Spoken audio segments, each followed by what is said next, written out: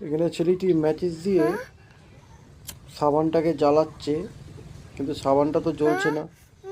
তখন সে তার মামাকে ডাকে। তার মা ছুটে আসে, সে দেখছে যে জ্বলছে না সাবানটা, কাঠটা জ্বালাবে কি করে। তখন তার মা বুদ্ধি করে একটা সাবানকে গুঁড়ো করে,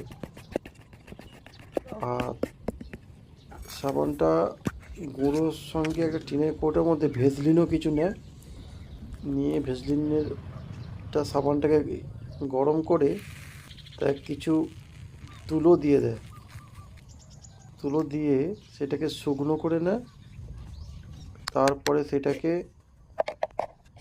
একটা বাক্সের মধ্যে রেখে দেয়। দেওয়ার পরে সেইটা কটনটাকে নিয়ে ম্যাচিস দিয়ে কর্পূরের মতন জ্বলতে থাকে। তারপর সে কাঠটাকে আগুন লাগায়।